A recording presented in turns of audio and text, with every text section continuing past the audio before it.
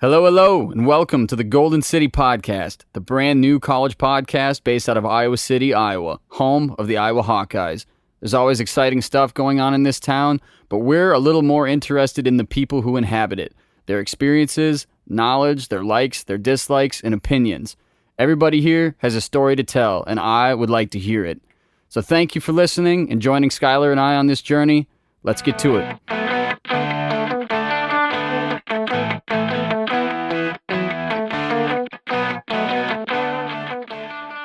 Well, Hawkeyes picked up the dub this weekend against my childhood team. I don't condone rushing the field, though. Oh, fuck it. I 100%. They were 9-0. Who cares? It was Minnesota. Skylar, They were better than us. Get your were negative favored. ass out of here. Dude, that's just because the Hawks are good at home against, We were still Just- favored. they just randomly have it was, spurts it was a of big greatness. win, but it was like No, we It were wasn't in- slightly it- we were slightly the underdog, I think.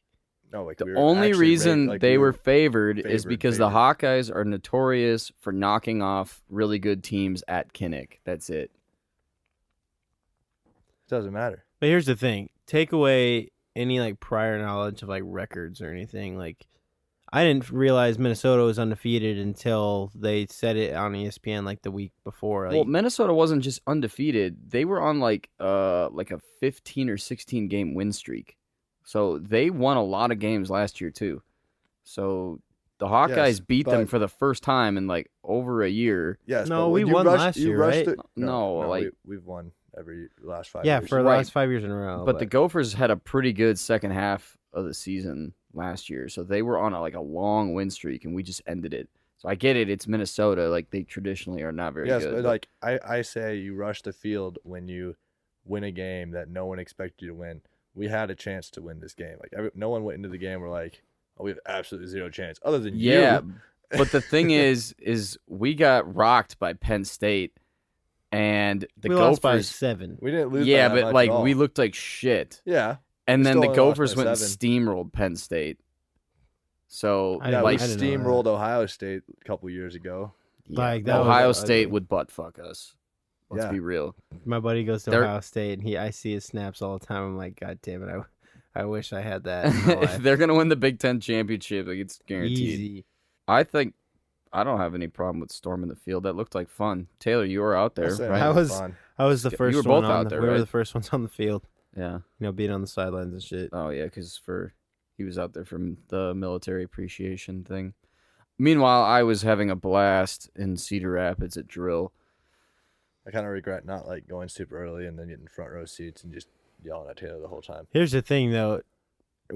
So I don't know if some people were like, "Hey, is it gonna look bad if we're the military guys were like running on the field in uniform and everything?" Like, we kind of played it off as it was gonna be like a safety hazard. Yeah, Like, who cares? if we get fucking the student section in like by the band was about to run us all over. They told us to just unhook the gates like right in front of us. Yeah, just go.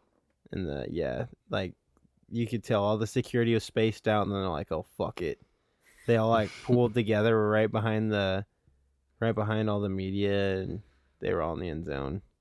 They're just like, "Go around us." Were you doing the flag holding thing or the push-ups? I did both. Oh, fun.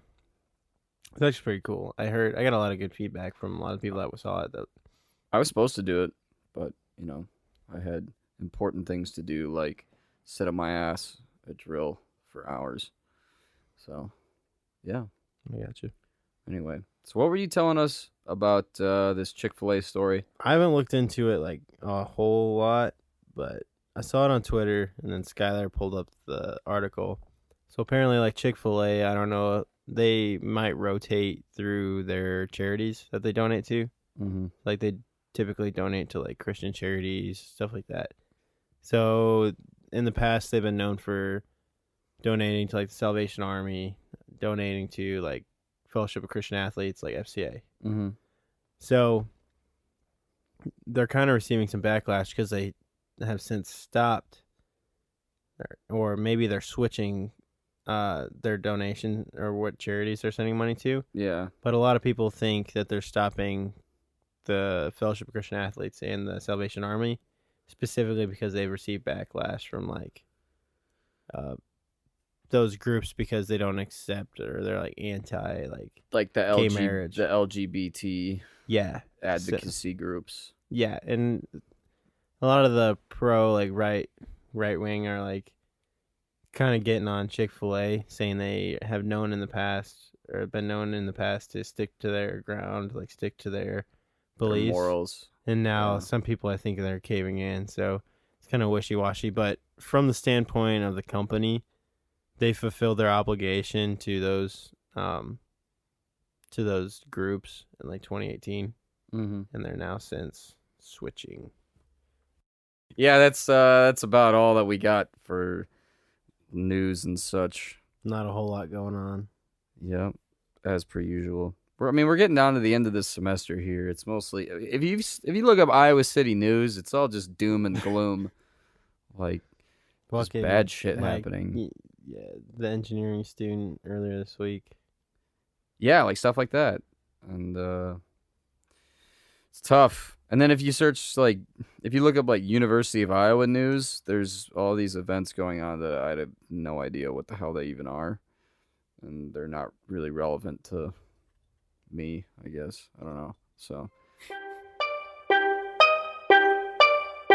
very happy to welcome one of Skylar's longtime friends, Josh Turek.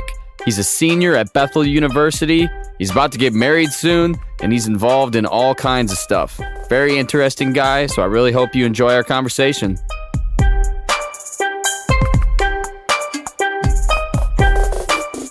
Notice that's very different about this. So, I have a lot of friends that go to St. Thomas, and a couple at Hamlin, and they are take theology class. So I assume you are doing that too. No, You've never taken theology? I have, but it's not a. Let me put it this way: a lot of those Christian colleges require that you take a certain number of Bible classes and whatever. Yeah. And I don't know if you know Northwestern University down the road from Bethel, so not the big one in Chicago. Yeah, But they're wait, I'm familiar with it. Yeah. not the one in Chicago. not the one in Chicago. There's They're- another Northwestern. So Mhm. in St. Paul, Minnesota, there is a ton of little private schools that are a lot of them are Christian. I'm just surprised they're or called affiliated Northwestern when with the they have church. a Northwestern in Chicago that's in the Big Ten. Oh, I don't know.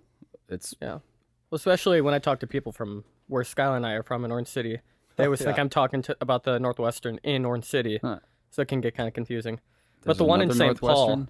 they are all required to have Bible minors, and Really? they all have required chapel, which Wait, they're required they're required to go to chapel. to get a no, to And get required a to get a- Bible minor. Do a lot of people go there if they're looking to become a pastor or a priest? I mean, what are they? What's their denomination?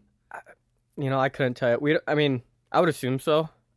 I haven't had too much interaction with them. Apparently, we don't like each other. Because Northwestern thinks we're too liberal at Bethel, and Bethel thinks Northwestern's too conservative. Wow, it sounds a lot like Dort Northwestern back home. Do they have a Wow. big controversy like that? Not necessarily, but Northwestern is definitely the more liberal town, the more liberal college. Mhm. Dort's actually becoming a little bit more liberal, but they're way behind Northwestern. Well, just going to Bethel, it's ridiculous to me to hear people calling it liberal.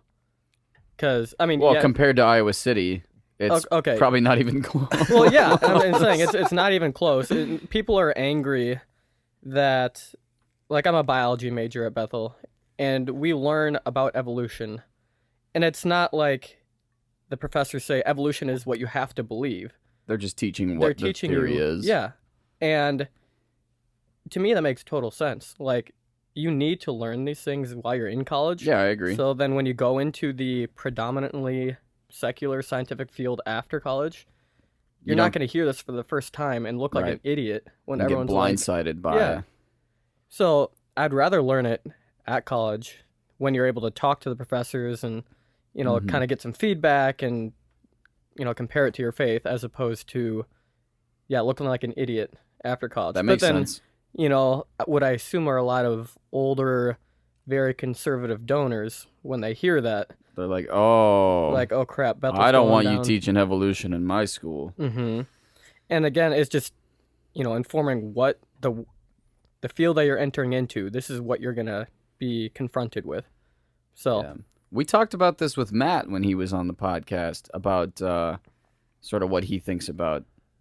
Yeah, his was interesting. He's got an I interesting won't take. get into it since we recorded an hour and a yeah. half with him. If but you want to listen to that, it's go back to he's episode 3. more of an agnostic. I would. Agnostic, atheist type. He claims he's superstitious, whatever that means. He is very superstitious, but it's just. meaning like he believes there's something. Well, Yeah. So he that's what I would say. He believes that there's I don't know, he claims not to know. We'll just that makes sense. plug episode 3 Yeah. right now. We won't Sounds get too good. into it. But anyway. But yeah, so if you're down here, that means you came a long way. So Yeah, around a 5-hour drive. I did not think I would hit rush hour in Iowa because that just didn't occur to me that there would be a rush Between hour. Cedar Rapids Where? and Iowa City. Yeah, Cedar Yeah. Rapids area. Oh, it's dude. Cedar Rapids. Once you hit Cedar Rapids on Highway 20, it sucks. I don't take 20. Okay, well, we do. I take 18. Oh, sorry, 218. I go through Waterloo most of the time. dude. No, okay. I think you take the. Oh, No. not. I have the wrong highway. So, 20 is like- what I take after. I'm talking 380 from Cedar Oh, Rapids. yeah, 380 is from what Cedar Rapids to. Yeah. Iowa City. Yeah. Yes. That's that. You definitely take that road. No, yeah, that road can get busy, especially where the construction is up by Coralville. You It's mean kind of everywhere? Yeah. I just figured after I had left the Twin Cities, because I left around 2, but on a Friday you already start getting traffic then. I figured I wouldn't hit anything, but it took a little longer. But I'm here, excited to be down here, and Sky's gonna show me how you guys party down here. We do. That is what we are known for.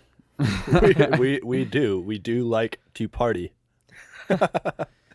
So from your text, sounds like you got quite the resume. You are a pilot, or you have your pilot's license, Mhm. and you are also scuba certified. Yep. That's quite the combo. So if you like crash in your plane, you're good. Well, I mean, yeah. There was a time in my life when I was trying to get what I deemed a trifecta of, licensed in the air, license on the ground, license in the water. So scuba, anything boating, driving, Yeah. Whatever, and then aviation. What do you drive? it.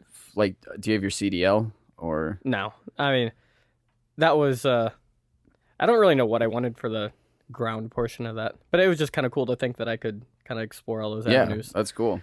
Drive the ambulance if that counts for anything. But- Yeah. Yeah, we'd hang out, and then I remember one summer there was a solid period of most of the summer that you were on call all the time when you're home, Mhm. and every time that we planned on hanging out, he would all of a sudden not respond to me for 3 hours, and he'd be like, "Oh, sorry, I got ambulance call," or I'd just get there, or he'd just get to my place, then he'd get beeped out and he had to leave. Yeah. Like he's just one of those people that just gets a Yeah. beeper and has to get the hell out of there as I fast as he see. can. And I started out as an ambulance driver, and then within 2 months finished my EMT class. So that's what I've been doing since then. But occasionally on a transfer. Do Actually, you get paid most for that, transfers- or is that a volunteer gig? It's a volunteer ambulance service, so I don't get paid to be on call, but I do get paid when I go on call. So When he gets called on call. yes. Oh, So when okay. when So the when you're pager just goes sitting off, around, so you have to live within 5 minutes of the hospital, or at least be within 5 minutes of the hospital. Yep. So if your pager would go off, you go in. That wouldn't always be the case with us. Yeah. So if I take a 24-hour shift, Yeah. I'm not guaranteed to get paid anything oh, I see. unless I get an ambulance call, and then you get paid an hourly rate. And how long would that typically last while you're on call? So if you get a call saying you got to go pick somebody up, or I mean, if it's a 911 call in town, they usually take an hour to an hour and a half. depending on the severity Yeah. of the situation. And just, if you stick around in the hospital afterward helping the emergency room or not. Okay. Transfers, depending where you go. We go to Sioux City in Iowa quite a bit. Those usually take 2.5 hours. And then we go to Sanford and Sioux Falls even more often than that. Those are usually 4 hours. So I've loved it during Really? the past few years. And I'm actually looking for EMT jobs up in the Twin Cities right now, and medical scribing as well. But Medical EMTs were scribing? Mhm. What's medical scribing? So you follow around a doctor in an emergency room and type down everything that's going on. It's a pretty common job for pre-medical students to have before medical school. Yeah. And it would be really nice because you get the perspective of a doctor seeing people walk into the emergency room, making his diagnosis, and you get charting experience. Yep. And then you can also form relationships with these doctors, and they can write you good letters of recommendation. So I'll hopefully be applying to that within the week. For now, I'm just kind of reaching out to as many EMT recruiters as I can, because that's where my passion is. But hopefully that pans out soon, and then I can also look into scribing jobs. The Twin Cities are just different. So yeah, the Twin Cities are different because they don't hire EMTs a whole lot within the cities, kind of HCMC area, Hennepin County near US Bank Stadium. Alina Health is where they cover the area and where I live in St. Paul. Yeah. But they all try to hire entirely paramedic ambulances, so like 2 to 3 paramedics or 2 paramedics and a driver. So an outside EMT coming in has a very small chance of getting hired, as far as my research has shown so far. But I'm hoping my experience, I've been working for the hospital at home for over 4 years now, so I'm hoping that experience can transfer over into Minnesota. And if not, I guess I have to move out from the Twin Cities a little bit. Yeah. I'm looking up north a little bit more where they have more open positions. But that'd be really, really cool. My ideal situation is to work part-time EMT, part-time medical scribe. Then I could get the shadowing experience in the emergency room and also just get my adrenaline fix. If you couldn't tell, I do crazy things because I just... No, I had on a friend of mine named Sophia, who she was the episode 5, I think. She works in emergency care over here at the hospital, and she described it the same way. She said it's just chaotic as hell, and she loves it. So, some people get a rush off of that, and I'm not one of those people. And I don't know if I am either, to be honest. I've only... In emergency medicine, you're dealing with comparatively, 1 to maybe 3-4 patients in a car accident. Yeah. But if you're a doctor in an emergency room or your friend in an emergency room, you're seeing, 20, 30 people in a shift. Yeah. And unfortunately, a lot of those today are mental health or drug seekers. And I don't mean to generalize. I know there's some legitimate cases, but a lot of people abuse the emergency room system. Really? And they'll go in for reasons that are not emergencies. And I have heard that. It can be very frustrating, to be honest, especially when it sounds bad now, but some doctors have quotas now, like how many patients they have to see in a shift. And hopefully I never have to work at a place with a quota, because that just seems absurd to me that you have to see. That doesn't really make sense. Yeah, especially in an emergency room where, technically you shouldn't know how many you have to see. Yeah. But I feel like I want to spend more time with patients than the 5 minutes you would be allowed with a quota. Right. You want to actually get the backstory, make a proper diagnosis, and then, give them a treatment that's more than just here's some drugs, see you next week. And again, that's a generalization. I know not all of them are doing that, but it seems that way when you hear a lot of stories, especially in the Twin Cities area, when you just got a massive population to serve. Mm-hmm. And yeah, I want to say there's 1 million people in Minneapolis, right? You're asking the wrong guy. More than here. That's what I can suppose tell I you. should know. I'm from there. Yeah, no, the suburbs area is huge too. My hometown is, want to say 40,000 people, and all the towns around me were about the same. And it's not like Iowa where the next town over is 5 miles. It's right next door. So And I never know what town Down I'm the road. actually. You just drive, and eventually you'll see a sign you're in Shoreview. And yeah, the suburbs all look the same. yeah. So, but anyway, so you said you were planning on going to medical school then? Mm-hmm. And where do you want to do that at? The shorter answer is whoever accepts me. That's fair. And I haven't done a ton of research into all of them yet, just because still working on my application and getting those jobs. But University of Minnesota would be good because it's close to where I'm living now. University of Iowa would be good because you get in-state tuition, being an Iowa resident, and just hearing good things from here. and Loma Linda University. It's in California, and Okay, that'd be that'd be nice because fun. it's warmer than the Twin Cities. You know how brutal the winters get there, and even What here, part of California? Southern California. There you go. Yep, and they are really close to a trauma center, which would be really good training. Um, University of Arizona, again, just more for a change in weather. Yeah. Des Moines University is a really good option because they're a DO school I'm interested in, as opposed to MD schools. I don't know Okay. if you know the difference between those two. And what are you looking to programs. do? Like, if you, assuming you get into medical school, you graduate, you want to be Family practice doctor. okay. So, and again, I haven't been exposed to all the specialties yet, but to me, that just sounds like the perfect combination where you get to see the whole range of family medicine. I mean, you can do anything from delivering babies to Right. treating sports injuries to Sure. helping deliver the babies to eventually taking care of the grandparents and Yeah. Plus, I suppose you would have a more of a personal relationship Absolutely. with your patients, as and that's opposed that's to. what I'd be looking forward to is that personal relationship. Yeah, I can definitely see that.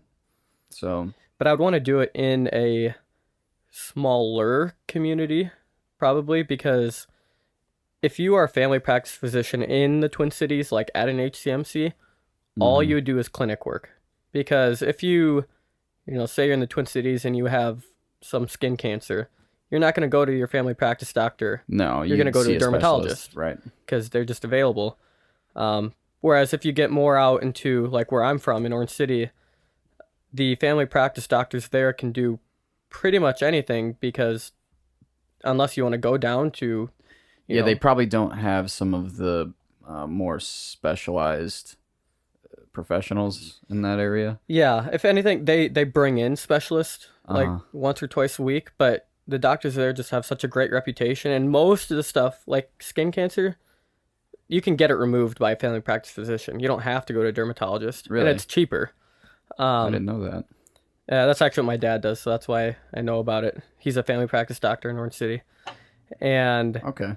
so then if I would become a family practice doctor in a smaller town, I wouldn't want to go to like a town of 500 somewhere. I need to have stuff to do. Um, Sorry, it's the train. It's gonna get louder. that's all right. That damn thing. We haven't had it. We haven't had it come through. I think this is the first time I've heard the train while we were recording. Yeah, it's true. Son of a bitch. I'm glad I can get you guys a first. Anyway, sorry to cut you off. No. Continue. But yeah, as a family practice doctor in a smaller town, I can do emergency room work. I could do deliveries. I could do minor surgeries. I could do clinic work. So I love the variety aspect. Yeah, so of you're that. not doing the same thing every day. Yeah, I wouldn't really want to do the same thing. I wouldn't either. But yeah, that sounds pretty cool. Sounds like you got it all figured out. I have an idea of what I would like to happen. The moment you think you have it all figured out, especially in the pre-med route, you don't. So No. Sounds all like you can got do is like prepare. Yeah, it sounds like you got the right attitude though. I mean, people ask me all the time, what do you want to do in the military? Like, how long are you going to stay in? What job do you want to do? And I'm like, fuck, I don't know. Like, I'm just playing this shit by ear. Like, I don't blame you. you never know what opportunities are going to come up for you. And you never know, you might want to do something that you never thought you did. Mm-hmm. So, Well, the military, they're making me think right now because they have a really Oh, good don't program for. Oh boy, no, don't think, okay? military I'm guys, kidding. don't think. No, I'm saying you said that they're making you think right now, and I already know where this is going. Like you're thinking about joining. Well, yeah, because now I'm kidding. maybe you would push back on this because obviously I don't know too much about it yet, but they have a $20,000 sign-on bonus for pre-med, and they'd pay for all 4 years of medical school and like a $2,800 a month stipend for those 4 years and then the 4 years after, and just Yeah. depending where you go. Oh no, there's all kinds of benefits. Yeah, my advice for that would be just Do your research. yeah, but like a lot, because they're gonna spin it to you in a way that it makes it sound like it's all gonna work out the way that you want it to, Yeah. and that's just rarely how it ends up. So the problem with the military is that if you have this grand plan of being a family doctor someday, that's great, but the military might send you in a different direction. Mm-hmm. So you might get what you want, but And I've heard as much from there's a Bethel employee who was a colonel in the military, and I appreciate that because he's got that military background. yeah. But now he's a Bethel employee, so he doesn't have any obligation to the military. And he's been really. So I work in the career development office at Bethel. Yeah. And so I'm a student worker there, and then people come in, we help them with their resumes, job interviewing, all that good stuff. So Colonel Morris, he brings in a lot of military recruiters just to talk with the career specialist in there. And so he's been the one who's kind of at least introduced me to the idea. But I haven't really gone much beyond the introduction yet. Yeah. Well, I will say if you have like a, with that background in emergency medical service, I mean, you would. What job would you be looking for? To be a combat medic or be? I think I want to say, is it 68? Charlie is that nurse? I know a guy who is an army nurse. I don't know. It's actually like very long training, but I don't know. What would you be interested in doing? It would not be a nurse or a combat medic. It would be, a medical student who then would go and work in a clinic for whatever branch you would apply to. Like, there was a Navy recruiter at an event last night, and they have, all the bases around, and they're all by the coast, obviously, Navy.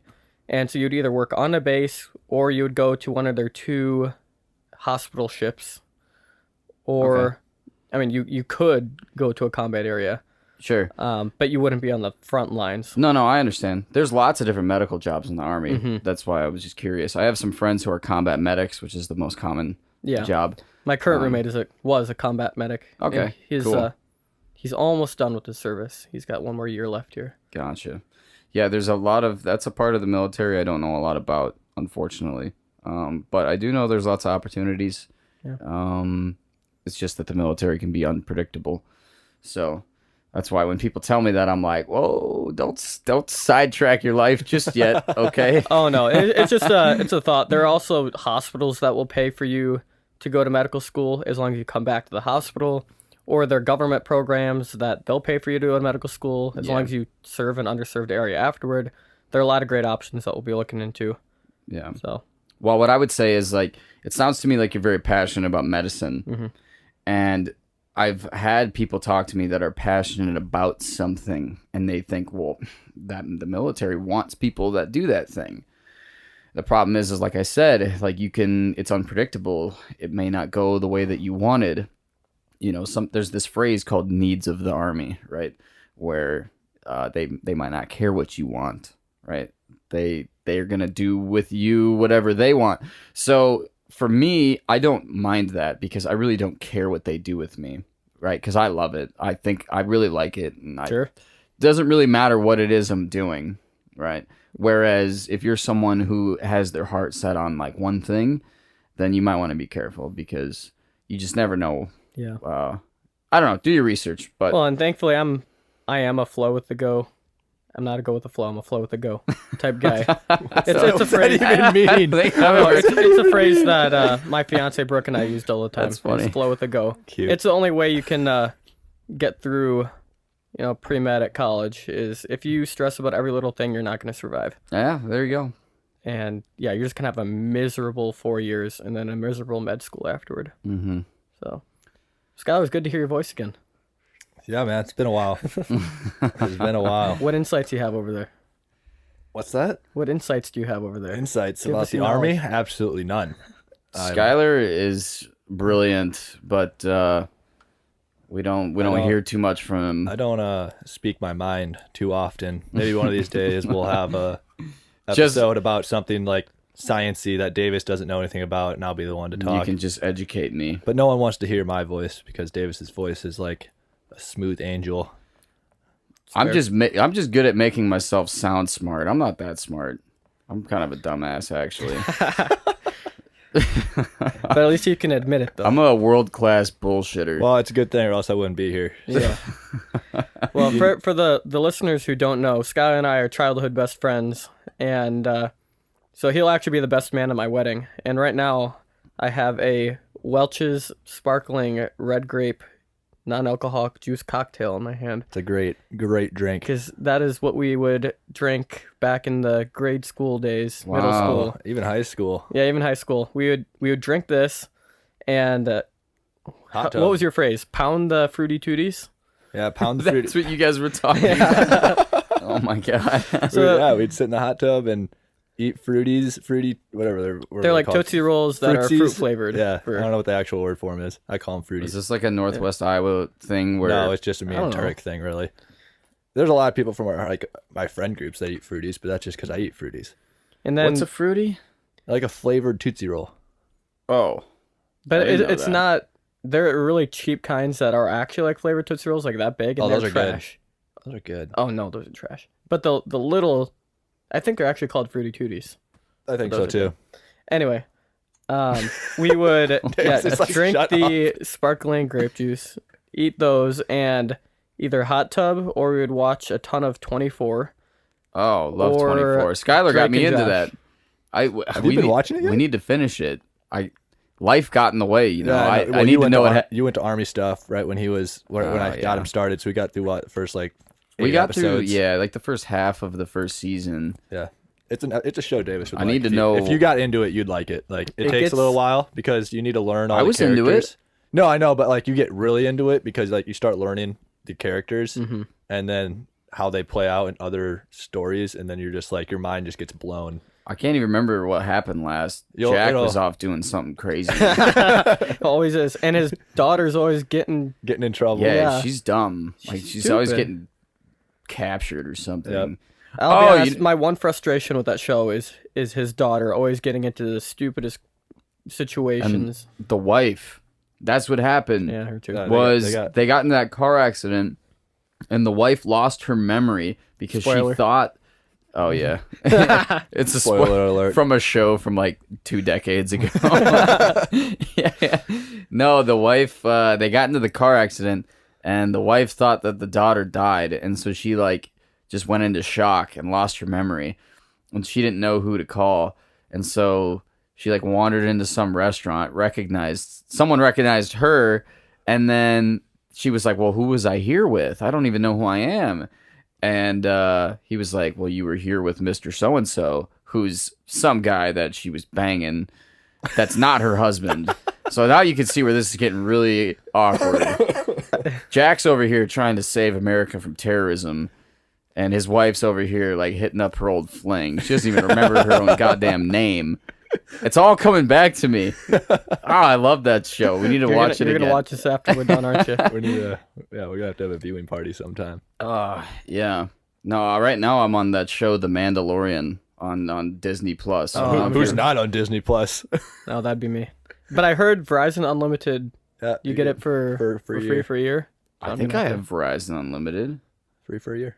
I should ask my dad because we just switched to Verizon from AT&T, Oh yeah, then I bet you have that plan. and he said we have unlimited data. Yeah. We got up to the unlimited because as a EMS provider you get a discount, so it's actually cheaper to go to unlimited with Verizon Oh, sweet. than Yeah, we're on some deal right now too, where we got like a free 4 gigs, so we're paying for like 6, but we have 10, and so it's like everything's more expensive than what we're paying right now. So we're never gonna switch, and it sucks because I want unlimited.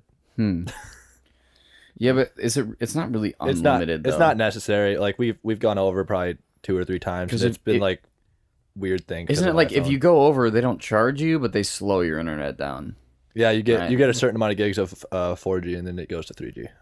no, our family got charged all the time because Oh, do you get those little texts that's like $15 has been added to your? all the time. And Yeah, my dad would get so mad. not to throw my sisters under the bus, but Oh, it's definitely.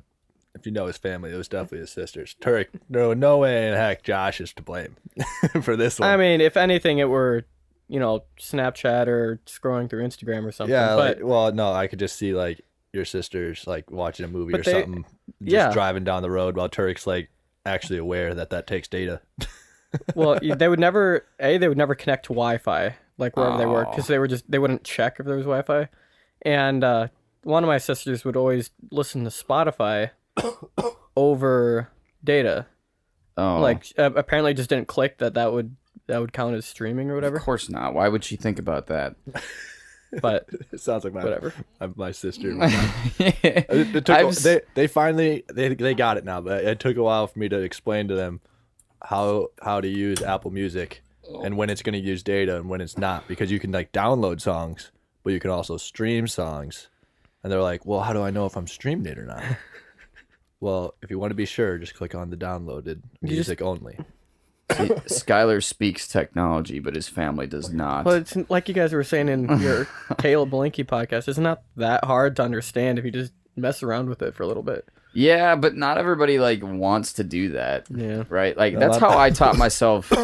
Right? Like our generation sort of like our parents bought us this technology that they didn't even understand. Right? I remember when I got an iPod, I told my dad I wanted an iPod Touch. It's and like I was anything like, for my son. and he probably had no fucking clue how that thing worked, but I figured it out. But we kind of had to, because it's like your parents can't teach you. Well, It's a brand new parents, technology. Whereas some people aren't really just interested in that sort of thing. They just want to buy something that works already. Oh, that's my parents. It's not that's my mom and my sister, because like my parents were here last weekend, and my mom has like this list of stuff that she wants me to help her with, which we never got to.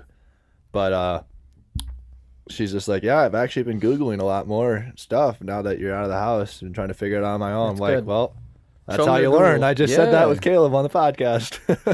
That's how we know everything. You just Google it. Most of the tech Figure it that out. you use on a day-to-day basis is not very complicated. So, I mean, if you just tinker with it for a little bit, you figure it out. But some people don't like to tinker.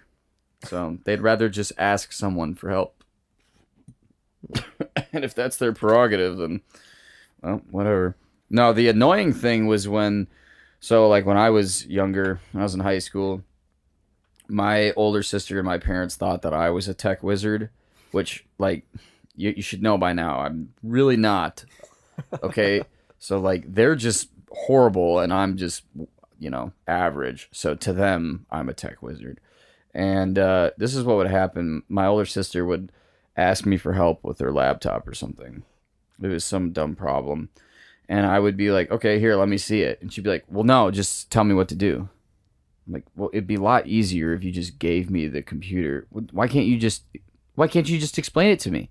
I'm like, because I'm better at explaining by showing. And she's like, I don't get it. Why can't you just tell me what to do? And I'm, do you want my help or not? Okay, like That's when I just be like, fine, figure it out and walk away. it's like, Oh, you'd be the worst customer service. oh, I'd be shit. Be like, dude, just turn it off. Where's the power button? Dude, I'd lose my shit on some customers. God. Anyway. I'm trying to think of some. This is kind of changing the subject. I'm trying to think of some really funny story of Skylar when he was little, just so we could have the Oh, please. listeners. I enjoy it. remember our. I don't know why I remember this. I remember our like first fight, or whatever you want to call it. Like we're a little couple, but we played. We were both super into soccer back in middle school. Uh-huh. We were going to and become professional soccer Yeah, players. so me and him we'd always play soccer every time he came over, or every time I went to his place, we'd play soccer. Yeah. And I remember we played one-on-one soccer one time. Do you remember this?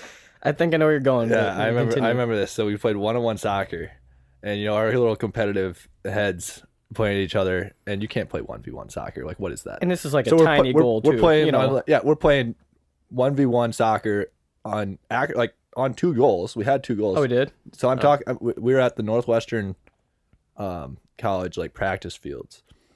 So we're Oh, I playing thought you were talking 1v1 about your soccer backyard. on full goals with no goalies, just us two. Middle school. And it was super wet. I don't know why I remember that, but it was super wet.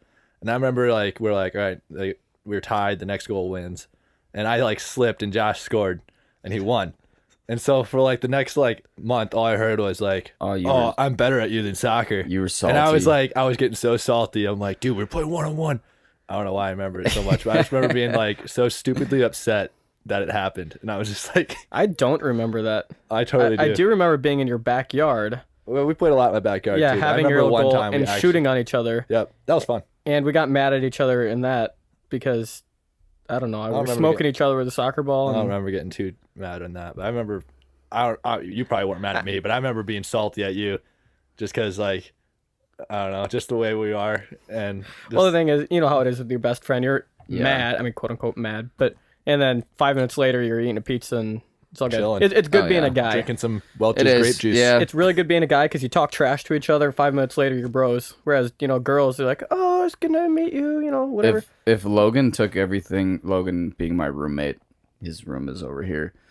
If he took everything I said to him to heart, he'd probably off himself by now. It's true. So would Taylor though. Like, Yeah. Him. So there's Well, Taylor talks shit right back, but Logan, he's like, hey, like, Well, there's always one That's person mean. in every group, every friend group. Like this too, because it's Joshua. Yep. Every friend group, there's always one person that can take all the shit from the rest of the group. It's like you're the guy that gets bashed on. You're kind of like the center of the jokes, but you're Whitney. also like you can take it, but you're also the guy who reacts. So in our friend group in high school, He's gotten better, It's but Joshua he Witt. used to- He used to always react Yeah. so much. Well, so there's always everyone would one. pick on him. and It's Taylor for our group. well, For your Taylor- house, it's Logan. Taylor's gotten better, but the reason why I picked on him all the time is because he would react the most, and it was hilarious. It was so and Logan's the same way. Yep. It is so easy to get under his skin, and he screams, and it is hilarious. He's worse than Taylor was ever. Yeah, he is, but I don't know. Logan's great. I've never met someone that can make me laugh like he can, and then 10 minutes later, I actually want to tear his head off. So Again, it's good to be a guy because you have those moments and then you're fine. But yeah, the girls are nice to each other in the face, and the moment they turn around, they're mad at each other for 3 weeks because I don't know, someone Yeah. left their shoes out. Or... I think I've talked Crap about like this that. on the podcast before, but like me and him, we're both on the ROTC, right? And so we get up pretty early most days, and we carpool. And when I'm up in the morning, I'm a total asshole for like the first 30 minutes after I wake up, right? Because all I want to do is go back to bed. Mhm. I don't want anybody to bother me. I'm like sensitive to light, sound, everything. Are you a Okay? coffee snob?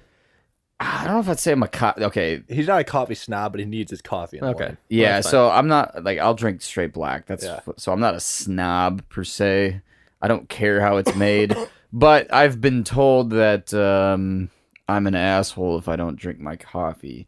I don't know if I necessarily agree with that, but anyway, Of course. yeah. So Logan likes to test me in the mornings, okay, by telling me these super elaborate stories that are irrelevant and they are never ending. They don't add anything to my life, nothing of value. But to me, the drive to PT in the morning at 5:45 over to the field house, that is a time for silent reflection and sitting there and mean mugging the windshield, just angry at life. That's what that's for. I do not envy you. And for Logan, it's time to tell stories and to play the worst music ever. And I actually want to fling myself from the vehicle. But like at the same time, I also love that about him, that he's like that. So I don't know. We're quite the duo. Well, I got But, a question for Turek. go Switch for it it. back to Turek topics. Yeah, go for it. Don't have to get too much into your feels, but you're getting married Yep. this next You are summer. getting married. It's crazy. I'm sure a lot of people who aren't from Northwest Iowa are sitting here like, why the heck's this kid getting married when he's Are you 21 years 21 old? or He's almost 21? 21? Going on 22. So I'll be 22? 22 when we're married. February, right? Yeah. Dude, you're the best man. July. Your birthday's in July. Yeah, you should know no, this. No. I'm I thinking thought you of- were talking the wedding. The wedding's in July. I'm getting. Your birthday's in February. Birthday's in February. Yeah. Okay, I was like, oh wow, I'm an asshole. I mean, you are, but continue. Anyway, why? I'm Love sure ya. many people are wondering why now? Why not wait till after college? Why not wait till after med school? So, it's a maturity issue, and I would also agree that a lot of the people from where we're from, kind of Northwest Iowa Christian colleges, are not and should not get married as young as they do because of how Because how young they are, and things change, right? well, young is being one thing, but I would again just say immature because they like as I would assume a lot of people thinking about this, they don't know what they're gonna do with their life. Exactly. They don't have a steady income. They don't have that support group around them yet. They don't have the life experience. Well, especially because your 20s is an awfully volatile time in your life, right? Things can really go up and down. You never know where you're going to end up. You don't really know what you want to do. It's not really until you get into your late 20s where you start to settle down and figure your shit out. So, I don't know. I've heard from a lot of people that your brain doesn't fully develop till 25, but you're the kind of expert on that sort of thing. So, I'm not the expert on that. he was looking at Skylar when he said that. No, I'm definitely not. I don't know. Aren't you watching documentaries about genes genetics, and shit? not brain development. What's the difference? What's the similarities? I don't know. I'm asking you. I'm a business major. Maybe someone else knows. If you know, let us know. Anyway, I've heard that's the number that look it gets up, thrown yeah. around is age 25. My point being is I understand where people are coming from. Yeah. Absolutely. And they're right for most of the cases. But it's hard to explain to people who don't know Brooke and I as a couple. We've been dating for almost 3 years now. And we spend a lot of time with each other because we're both pre-med. Yeah. We had the same classes. We usually do our homework together. And so we have seen each other at our absolute worst. I mean, That's good. like you're saying, going to your ROTC stuff in the morning. Oh, God. We have organic chemistry labs in the morning. You just want to crawl in a hole and die. What time is that? 8? 7:40 to 8, depending on what you're doing. No. Okay, so I know it's not as early, but keep in mind I'm staying up until 5:30. No. We're saying that is early. No, that blows. See, like, I don't mind getting up early it depends on what I'm going to. Exactly. So, if I'm going fishing at 5 in the morning, I'm up. Right. When I played JV hockey, I was a 10th grader. Couldn't make it to varsity, huh? Dude, if you play varsity as a sophomore in high school, you're pretty good, All right. I was just throwing a jab out But there. I was playing JV, and at the time we practiced in the mornings before school, right? Like before high school. Yeah, sure. And we started at like 7:35. So What time did your high school start? 7:35. Oh, I thought you tried to practice started No, at 7:35. no. I was like, that is so late. We practice was 5 to 6. And so I was usually up at 4:30 every day. Oof. And I never had a problem getting up at 4:30 because I liked hockey practice. It was fun. But if I had like no practice on a certain day, I actually found it easier to wake up for hockey at 4:30 than for just regular school at 7 o'clock. If that makes sense. I believe it. Because school I dread and hockey I don't. So anyway, sorry to cut you off. Continue. Well, yeah. So there was a morning where I finished my lab report at 5:30, and I had to, get up at 7. Yeah. And so, you wonder if it's even worth going to bed. I did. But then you wake up feeling like shit. You look like shit. And you go in and, well, the point being is, you see each other at your worst. We were actually lab partners once. That's cute. Never again. Never again. No, see, and that's something you need to find out before you get married, which I think a lot of people don't. Yeah, I think that's important. Because she is very structured, very much like needs to know what's going on at all times, get the work done, then you can, screw around. I'm a lot more laid back. And so I You guys was sound like me and Skylar. Yeah, so I was over in the corner firing up a Bunsen burner to make an egg. Like, no joke, I had an egg. This doesn't Broken sound like you at beaker. all. And This is not how I remember you. well, it's because my defense mechanism for all the math and the science is to, take a Roast step eggs. back. But you said like you're a go with the flow, like you're kind of a freelance. Yeah, type of and guy. we He's were a flow with the go, not the go with and the see, flow. I don't sorry. do it when there isn't time. flow with the go. Like, we were studying the amount of protein in eggs. It's not like I randomly went and grabbed the stuff. So while we were waiting for an enzyme to do its work, like, there was nothing to do. So that's why I'm like, I'm just gonna go over here and, screw around. Yeah. Brooke was giving me the death glare because she's Oh, like, boy. we're in the middle of lab, but there was nothing to do. It's not like I was leaving her hanging or anything. Point being, we have seen each other in those times and have found how to, work through and communicate with each other. What I love about our relationship is the moment there's anything even remotely eating away at you, we talk to each So other you guys about are it. very forward. Yeah, Well, absolutely. You kind of have to be, I think. If you're going to get You married need at to that be. age, you definitely have to be. Mm-hmm. Can't play the guessing game. hmm And the good part is we may not know where we're going to end up, but we know it's going to be the same thing, medicine. Yeah. And we know a lot of people are like, oh, you don't even know like what you're going to do. I'm like, well, I mean, we do. We want to go to medical school. There's not a whole lot of wiggle room in what we're going to be doing for the next 8 years. Right. It's medical school and residency. Uh-huh. I mean, that's what we're going to do. And, there's just no one I'd rather do it with. Oh, there you go. That's where I really get down to it. Aww. I know, she's great. God, so, yeah. Skylar, could you imagine me engaged in a year? Holy shit. No. Not even a little bit. Fuck. Not even a little. None of our friends here I could see engaged at all. No. None of them. It's good that you're confident and that you're mature enough, because I think that's important. And the key is to, again, not assume you know everything. So we've gotten pre-engagement. So before we were engaged, we got pre-engagement counseling from a professor. We've both been raised in great homes where, talked about the parents. Yeah. Right now we're getting premarital counseling from the guy who's going to marry us, who's my uncle, actually. Really? And he's a pastor out in Montana where we like to go hunting. Well, that's cool.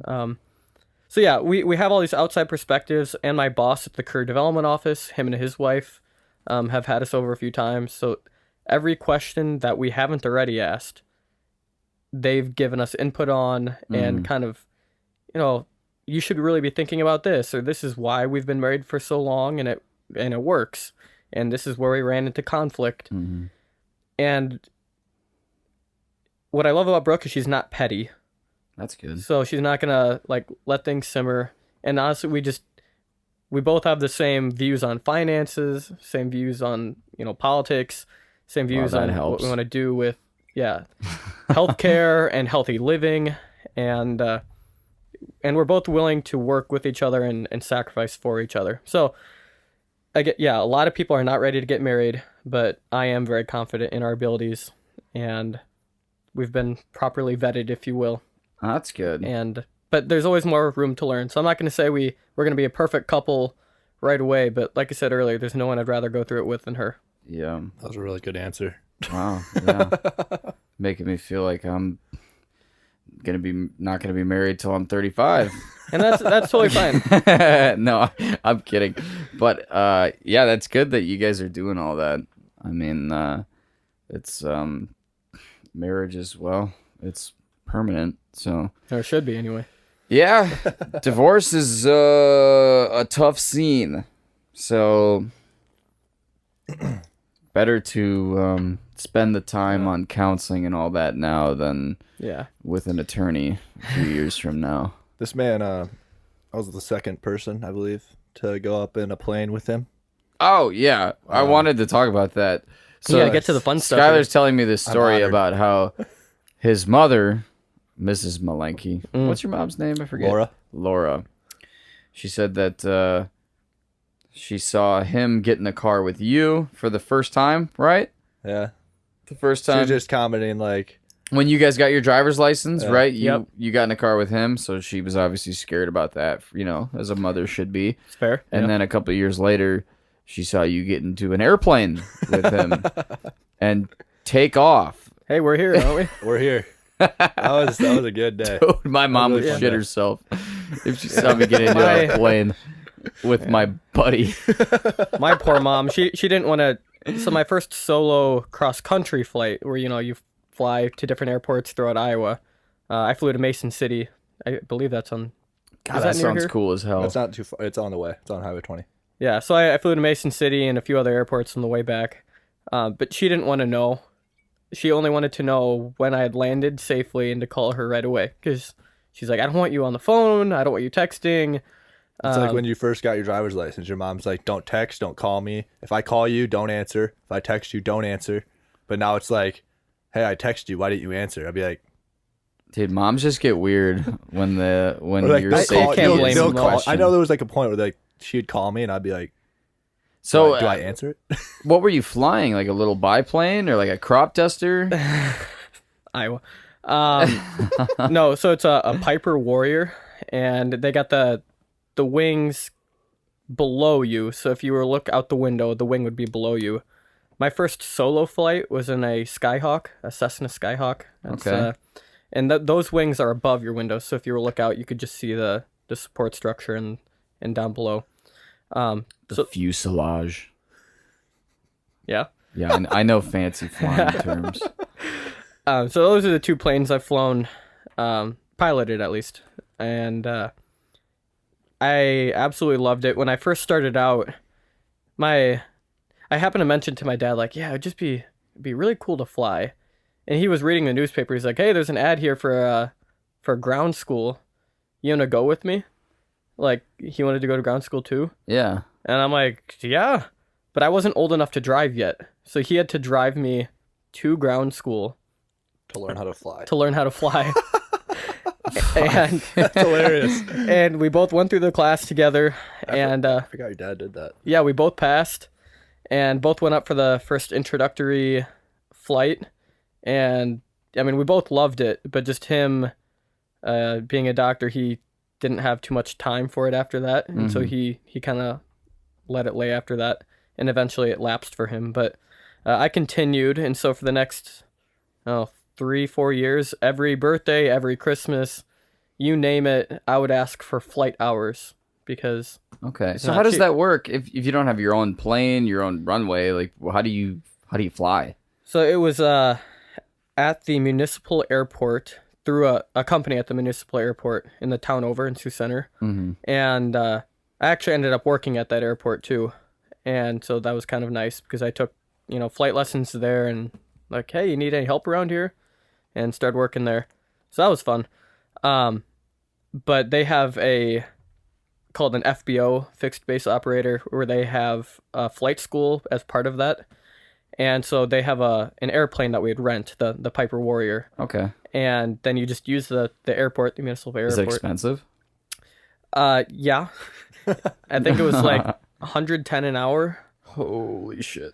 That's including fuel, if that's any consolation. But there's a reason I don't fly very often anymore. And Because it's expensive. yeah. And Damn. so after you had to do a big push for flight hours up until that point. And then after I got my pilot's license, I'm like, this is great. And I was thinking of maybe having a career in aviation, like being a commercial Yeah. pilot. But I, obviously ended up going the medical route, or at least wanting to. And Well, I'll tell you what. The military is a lot more interested in pilots than medical personnel right now. So they are begging people for pilots. You want to know how I know that?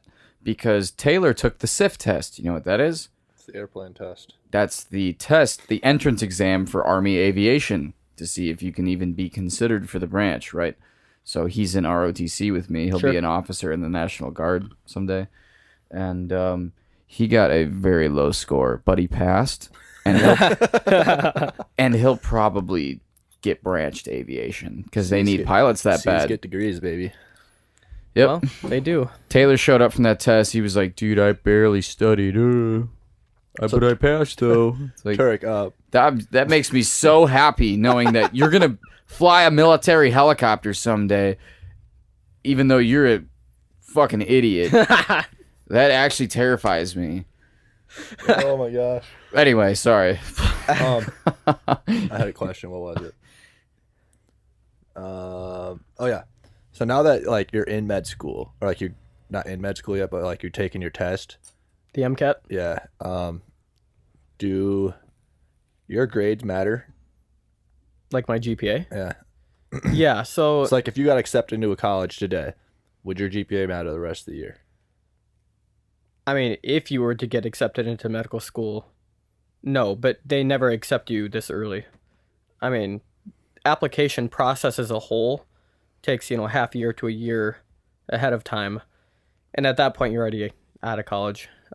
So kind of like college, like undergraduate colleges, medical schools now are looking at, they're looking at your GPA, your MCAT score, which is medical college admissions test, Right. and then the rest of your application, which is, shadowing hours, volunteer opportunities, what you've been involved in, any hobbies or passions you have, Sure. to make sure you're a real person as opposed to just a robot who locked himself in his room, has a 4.0 but can't hold a conversation, Makes sense. or doesn't really care about people, just wants the Yeah, title people of a skills doctor. are important.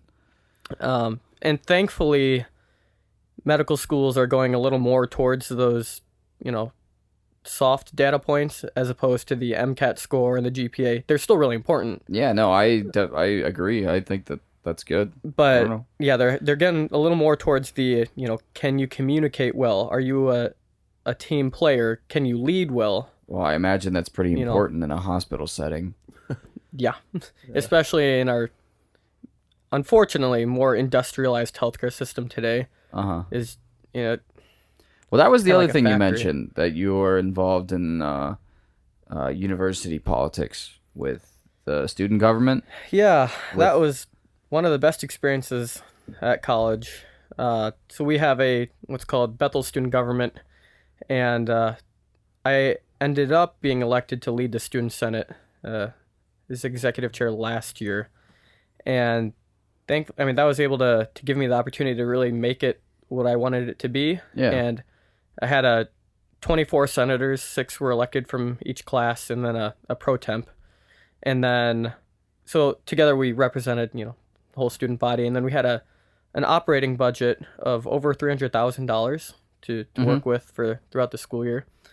And, we were just one department of 6, I believe, under Yeah. the student government name, but we were the ones who allocated the funds everywhere. And that was just a great way to A, just get to know people in the university, Mm-hmm. and B, to really, give back. It's a lot of work, and you do get a stipend, but it's not a ton of money. So it's kind of volunteering, if you will. Okay. So I think I worked it out. it to has be- some benefits, but it's a little more of a service. Yeah, but I found that I love university politics. I like talking about, Yeah. politics in general, but it's different at a university. And then we use Robert's Rules of Order in Uh-huh. our meeting, so it's very formal. You motion to do this, and you suspend the motion to do that. Well, I suppose to keep kids from clawing each other's eyes Well, out over the issues. Exactly. And if Which you they know will. anything about, college, people are very passionate about things, and if you didn't have those rules in place, you would never get anything done. You don't have to tell me twice, okay? There's people. It's campaign season, Oh yeah. and the Pentecrest is full. Dude, I've had Bernie Wait, what's Sanders. the Pentecrest? That's the So where I'll the show you Capitol, the old Capitol building Mhm. is. That's the middle of the Pentecrest. So there's four buildings around it, Yep. classroom buildings. Yeah, with the big shiny dome on it. Mhm. Just down Clinton Street, which is where we are on Clinton. But yeah, it's election season, and this is Iowa. The Hawkeye cockeye, right? Have you guys ever heard that term? No, What? I go here and I haven't heard that term. Well, the Hawkeye, like the Iowa caucus. Oh, I It's the figured. first in the presidential primary. I knew that. I never heard of Hawkeye cockeye. Oh, that sounds like Yeah, that sounds really bad. sounds like you're trying to Okay, bash I us. guess I don't know where I heard that term. I thought that was never mind. But anyway, yeah. So there's a lot of campaigning done here, Yeah. and Iowa City is one of the bigger cities in Iowa. So I mean, They're very liberal, so all the we've had Bernie Sanders here, we've had Elizabeth Warren, Cory Booker was here. What's her name? Kirsten Gillibrand? Is she Yeah, I don't someone know. you familiar? Yep. She was in that video at the air. She was at the airliner, and she was like speaking to a group of people at the airliner, right? And have you guys not seen this video? no. It's on Twitter. It was from a few months ago, but she was talking at the airliner, and some woman like approached her, and Kirsten Gillibrand, who's sitting up on top of this booth, was like, "Hey, like, how are you? What's your name?" Or she said something to this woman, and this woman goes, Sure. "Yeah, I'm just trying to get some ranch." Oh, I don't think that was Kirsten Gillibrand Of though. course, it's that airliner. I thought it too. was. Of course, it's that airliner. I read that story. Didn't that girl get famous for that? Yeah, I mean, it asking kind of for blew ranch. up on Twitter. I mean, it's great. That's It's hilarious. typical Iowa, and it's true. I love my ranch. I really Well, do. like Airliner's one of the bars around here that people argue has the best ranch of Iowa City. Oh, dude, I did so that's not funny. ever use ranch until I came to Iowa. You guys got me on it. I don't use ranch. I don't know. Do you even go here? Ranch is okay. I've been known to love Iowa. It's not like I'm like, yeah, Iowa. I don't know. The only thing I found that can maybe beat ranch is Cane's. Cane sauce. Oh, I had a Cane's in my hometown, as a matter of fact. Cane sauce is the shit. I've Let me tell ya. I never even heard of Cane's before going to college in the Twin Cities. Yeah, there's one on the U of M campus. Mhm. But Ooh. that is so good, and it'll be a bummer if I ever move away because I love Cane's chicken more than I Well, should. it's actually a lot more common Yeah, there's stuff- in southern states. They have them in Arizona and stuff too. If you went there, Yeah. So in Minnesota, as far as I know, there's actually only two. There's one on the University of Minnesota campus, which is the one you've probably been to. And then there's one in Apple Valley, my hometown. So, I find them pretty cool. I mean, there's one in Shoreview, or excuse me, one in Roseville. oh, it must be Cane's. new because I was under the impression that there was only two. I feel But- like they're, yeah, maybe they're just more common now than Mhm. before. But anyway, really good. I wouldn't say better than ranch, but just in general. What were we talking about before well, that? I was gonna ask. Well, we went from everyone- student government to ranch. Yeah, Yeah. I was gonna go back to the So- student government because I know everyone when they hear student government, they're like, "What do you do?" So what did you do? What did you You guys deal accomplish? with a What'd lot you of guys talk budgeting, I about manage, each right? day? What'd you say? You guys deal with a lot of finances, right? For a student. So my branch was freshman year. I was elected as a freshman representative to Senate. So then your class voted you in, Right. and then sophomore year I got elected to the pro temp position, which is it models the United States Senate. So the president pro temp is like second in command, Right. and then I was a representative of the student body as a whole, and then the next year I was elected to executive chair, and so in that role, you organize and lead the meetings, but then you're also part of the executive team, and those are all the departments of our student government. So I was just one of 6 of the executives, and then we have the student body president and vice president who are above us. Okay. And so Senate deals with all the finances. So we, allocate the funds to the different departments, and then we have our own budget through which we can promote our own projects. The year before me, they built they call it a legacy patio, which Okay. was outside of our coffee shop on campus, and have little fire pits out there, some Cool. furniture students to sit on, kind of improving campus that way. Funding student tickets to go to watch theater productions to kind of support the theater, and then we approve all the clubs on campus and approve all club funding for campus. So if the badminton club wants Right, to come if up they- and Okay. say, yeah. hey, we're going to a tournament next week, and this is an unforeseen expense, but it would benefit X amount of students for X amount of money, we can approve or deny that. And then we also just we're in charge of maintaining what we call the governing documents of Sure. student government. So we have a constitution, operations manual, and that's actually where we ran into a little, I don't know if controversy is the right word last year, but we had a student body president, vice president election, Yeah. and I was on the elections committee as well, and there was a discrepancy between two of the documents. One of them said you needed a GPA of 3.0 to qualify to be a candidate. Uh-huh. The other said you needed a GPA of 2.5. And so one candidate pair was told they didn't qualify, and so they didn't apply until after the deadline had passed, and so Right. then they were just writing candidates, and they appealed it. So the election went through. There was only one pair who was actually running then, Mhm. and they were elected because they were the only ones on the ticket, Right. other than the write-ins.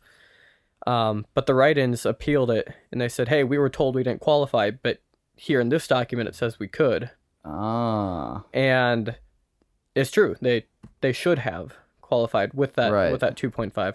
So then we had a whole re-election campaign, and after all that was done, Senate, at the very end of my year last year, we passed 4 pieces of legislation that, established 2.5 as the GPA, and then there are other requirements, like you have to have certain student government experience before you can run. Mm-hmm. So we kind of clarified that a little bit. So everything goes through Senate, but we weren't the only department. There was student activities who they plan all the parties, if you will, Sure. and student ministries, Christian college, they Uh-huh. promote, interculture. Worship nights or Okay. different cultures, whatever. And then, clubs and organizations is one. United Cultures of Bethel. So that's kind of all different cultures getting together and talking about things. Yeah. And then I think finance department. I feel like I'm forgetting one. Oh, communications and marketing. So they're the marketing portion of everything. All right. So. Well, you're definitely more involved in the school than I am. You name something at Bethel, I've probably either been directly or indirectly involved in it. What's the student population at Bethel? I knew you were going to ask me that. Would you say the student population was for Northwestern? 1,600 maybe. I think Bethel is like 2,400. Okay. And then, they have the graduate programs, which would add to that, and online, which would add Do you to guys that. interact with the other colleges around you? Because there's a lot, right, in St. Paul. Are you guys? You guys are technically in Arden Hills, right? Yeah. Okay. Our address is St. Paul, but we are in Arden Hills. Right. Don't ask why. I don't know. Through sports, we interact with others. And then some other Christian colleges will come to our, worship night on Sundays. I can't say I've really interacted with any other colleges. Okay. But I haven't really made an effort to do so. I don't know. I just figured since there's so many little Christian colleges in the same area that And like maybe I said, they There's also the Northwestern Bethel air a quote, little controversy. rivalry sort Yeah. of thing. But again, I don't even know too much about that. Apparently, it's just something that's happened because either Just the philosophies of the schools are yeah, different. and just the beliefs where you're being forced to be a Bible minor, forced to go to chapel, whereas Bethel, and I appreciate Bethel because you don't feel like the people who go to those things because they want to. Okay. Bethel doesn't shove the religion down your throat. No, which is something I've really loved and what the older, more conservative donors don't like. Ah, But I think that's baloney. those damn conservatives. Well, you just you need to be prepared for the world you're going into. And so if no one talks about the actual controversies in the world, Mm. you're going to look like an idiot. You're not going to know what you're talking about. No, I definitely agree. You don't want to have your head buried in the sand. Exactly. You need to learn about those sorts of things Mm-hmm. so you don't get caught off guard. Yeah. Just like you said. I would have done student government again this year, but because I'm graduating this December, I didn't qualify because it's a full year position. Mm-hmm. So I joined Model UN this year. So we're going to Chicago, a conference in Chicago All right. next weekend, and started writing for our student newspaper. So I'm a columnist there, and Oh, yeah, that was the other thing you mentioned. very, very interesting for a biology major where all I've ever written are, scientific journals and really dry, I'm going to say not interesting stuff to read, Mm-hmm. to trying to be a columnist. And thankfully I have a good team there who vet my writing and make corrections. But Well, I think it's cool that you're involved in so many different things that have nothing to do with each other.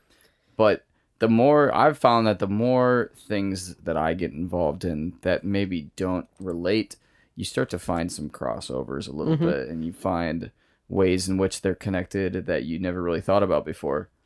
So, and you find things you're passionate about that you otherwise would not have known.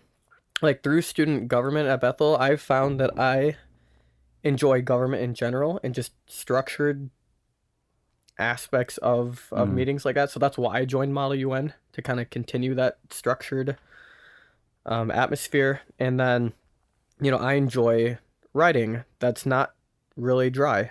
And I, Same. enjoy I enjoy helping other students with their resumes and interview prep, and that's helping me as well because then I know if an interviewer comes up and the first question is, "Tell me about yourself." I don't go, Exactly. I'm Josh. Sometimes You know? teaching things is a good way to learn yourself. Mm-hmm. So, And it leads to a lot of good connections that you never know if you could use later in life. So, and sure. I figured while I'm in college and while I'm paying an absurd amount of money to be there, I might as well make the most of it because later on I won't have those opportunities and I'm gonna have all the debt to remind me that that's where I was earlier. there you go. Are you planning on staying in the Twin Cities? Yeah. After college, for the gap year, Uh-huh. before while I apply to medical schools, I'm hopefully gonna get that medical scribe and an EMT job up there. There you go. And I love the Twin Cities. Hate the weather, but I love the Twin Cities. Yeah, that kind of goes with the territory. Yeah. The summers in Minnesota are beautiful, but they are very, very short. So I always say, and this, it goes for Iowa too. I wish there was a place with Midwest people and California weather. yeah, That's yeah, true. What I need. That's true. that would be Because that I would don't want to be living in something. California with all With the Californians. with Californians. Yes. and- Yeah, California would be great if it wasn't for Californians. Fucking assholes. Yeah. At Dylan. Yeah. Oh, Dylan. Well, I've been to the San Francisco Bay Area. I have not been to Southern California. So the Bay Area is like I just said, it's very, very nice. It's a beautiful place. But like our friend Dylan and former roommate will tell you, the people there are not so great. Very smug. But I was told that there is a place in California that is a Dutch community. So You're Scott, Dutch too? have to. Jesus Christ. Everyone's in Dutch. Everybody's Dutch in Northwest Iowa. It's true. Everyone It's is. true. My last name is Dutch. It means the tree in Dutch. I actually So- made that comment walking by your house. We saw your name in the front. I'm like, that's definitely a Dutch name. Yep. De boom. Daboom. The tree. I like saying daboom. For those of you that didn't know, now you know. I didn't know that. Yep. Oh yeah, we got a whole lineage. My family's from Rotterdam. They were shipbuilders. Pretty dope. And there's a beer museum named after me. So, suck Got it. me there. Yeah. No, like in the Netherlands, the National Beer Museum is called the De Boom Beer Museum, which is so badass. Like the fact that I have a beer museum with my name on it is so cool. And my mom's parents, their name is Forsberg, right? So they're not Dutch, they're Norwegian, but they went to the Netherlands and they went to this museum and they were showing these museum curators like my Facebook page. They were like, yeah, we have grandkids who are De Booms and my son-in-law, he's a De Boom. And they were like, holy fucking shit, like there's De Booms in America? Holy crap. They were giving them free drinks and souvenirs. I have some, like this cup right here. The bottle opener that you have too. Check that out. Beer Museum De Boom. It's even, they spelled it in Dutch. Check it out. I'm a goddamn celebrity in the Netherlands. You gonna go visit sometime? I would love You're to. gonna be king of the Yeah, Netherlands. you could baby. get free whatever you want. Exactly. So I Dude. need to go there Dude, wear a because suit. there's tons of free beer. Wear a suit and like carry on a briefcase, and then like tell everyone you're the CEO. What? The CEO of what? The beer museum? Yeah. I don't speak Dutch, unfortunately. Oh yeah, that probably, But, that probably ruined your cover. Yeah, maybe I'll wait till I get out of the army though, because they got hella kush in the Netherlands. Those people smoke weed so much. Sounds like the coolest place ever. The Netherlands But does sound pretty unfortunately, Yeah, I'd like to visit I sometime. am restricted from drug use cool. Unfortunately, by the United States Army. Not such a bad thing. Yeah, no, I'm like I bet I'm the- not a bet I'm the actually Netherlands- not a big fan of marijuana. It's more of like a very, very, very once in a while endeavor. I've had some bad experiences with it actually. So Yeah. I'm more of a beer guy. Hey, speaking of the Netherlands, drinking Heineken, beer of brewed in. Normally the bottles say brewed in Holland. This one looks different. I'm kind of disappointed. They could be your sponsor. Every But, every podcast you mention Heineken. Heineken. I'd We be should happy. contact them. Yeah, let them Maybe know. they can sponsor us. Make a sign that says Venmo me. I'm pretty Heineken. sure they're owned by Anheuser-Busch, which we totally ripped on in the first couple That's episodes. true. So I don't know. Maybe they won't, but Try it out. Have you been to a Iowa football game yet? I have a long time ago. I think I I know your was. family's Iowa fans, kind of, right? Yeah, my grandpa went to graduate school here, and so Yeah, I've been a Hawkeye fan my whole life. So I'm in the right place. there you go. I've been a So- Gopher fan my whole life, so I'm not in the right place. I just want to point out, So- ESPN's giving us a 60% chance to win. Not That's that means anything. That's but because the Hawkeyes have a history of beating teams That when they they're the shouldn't. underdog at Kinnick. Yeah. But my prediction is that the Gophers will win by a small margin. I think the Hawkeyes are going to put up a good fight, but the problem is The Gophers have been on fire. Exactly. You heard Yeah. about the Penn State game. the I assume, Gophers steamrolled through Penn State's defense that we could not get through. So Yeah.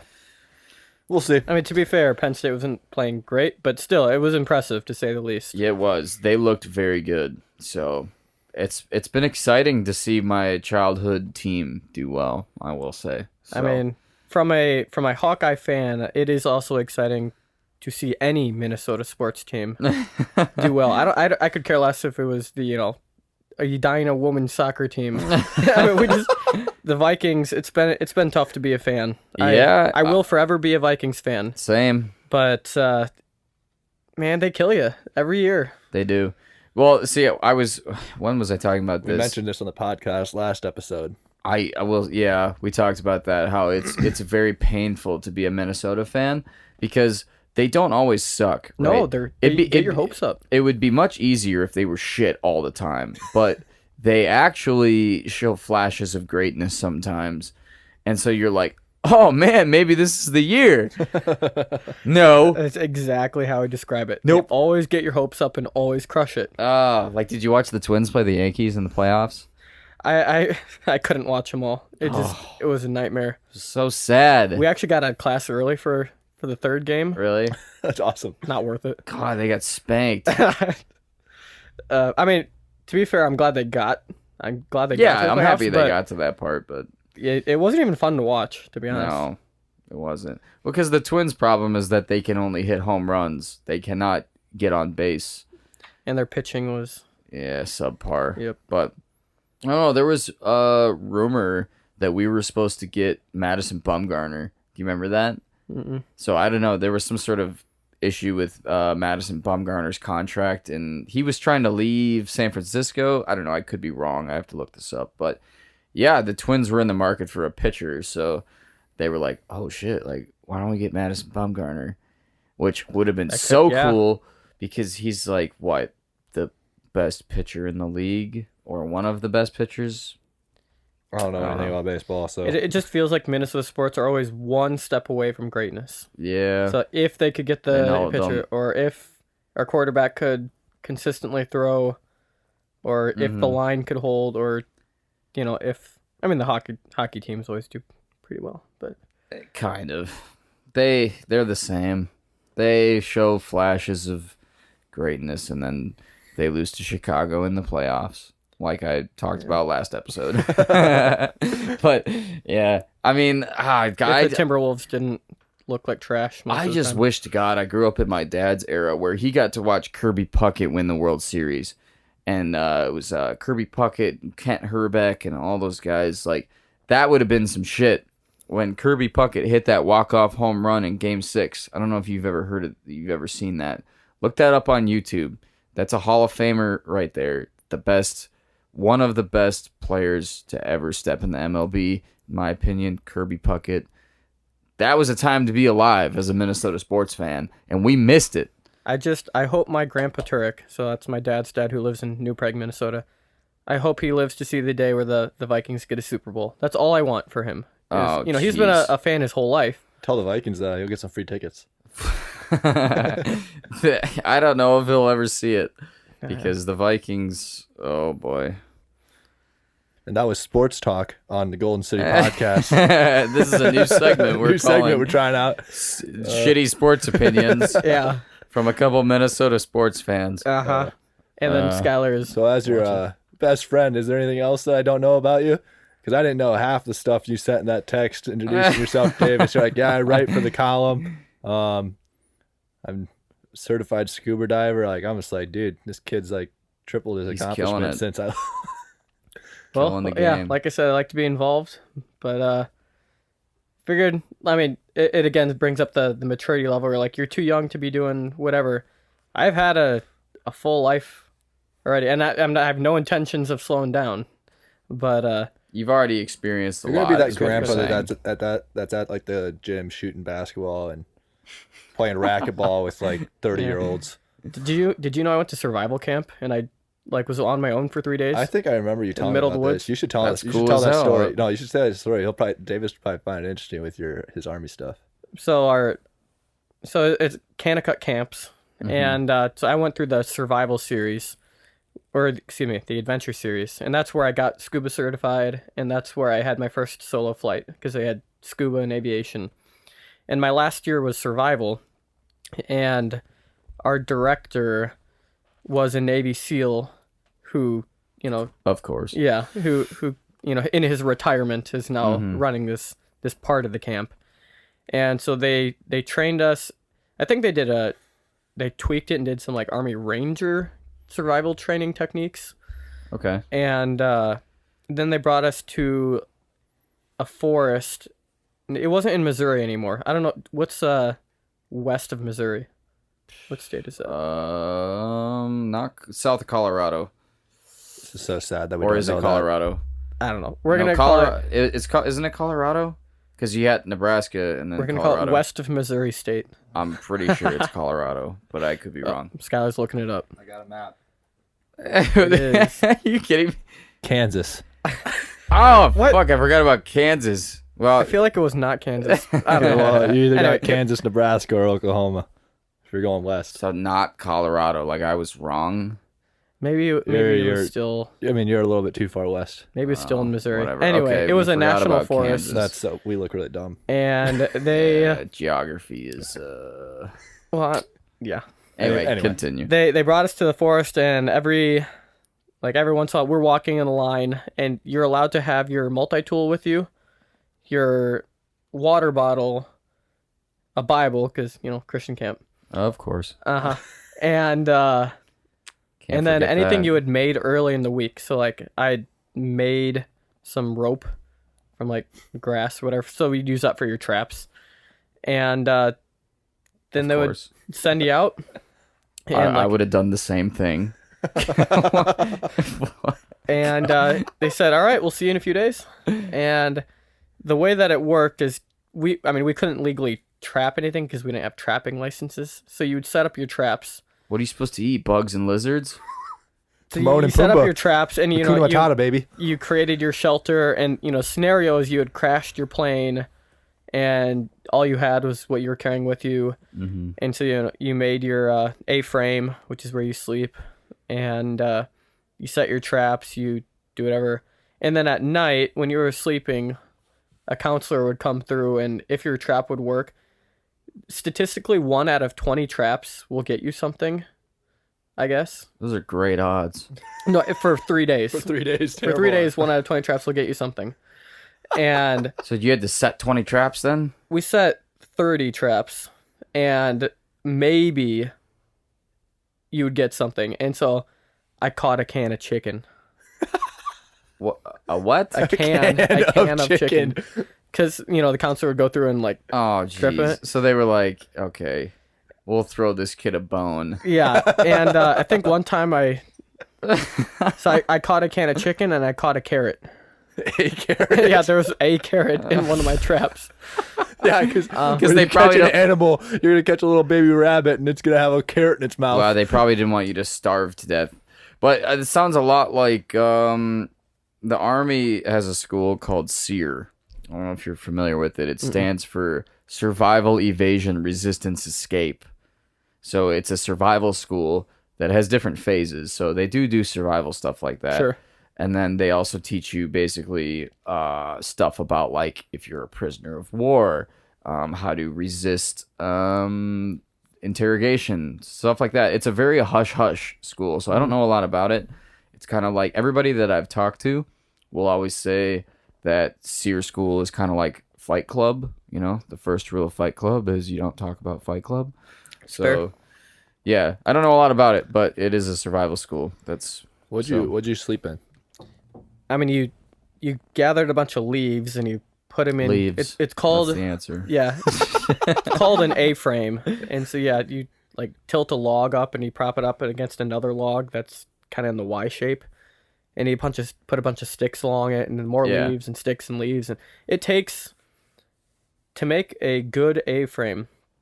It no joke takes about 11 hours of work, and I skimped my first day, and it poured rain that night, and that was the most miserable night of my life because the water got through and started dripping on me, I've been there. but there was nowhere else I could go. And So you just have to sit there. I just sat there. And Sucks. so then the next day, of course, I'm like, screw that. Now, got like 3 more layers on there and then it was fine, but it was wet, it was cold.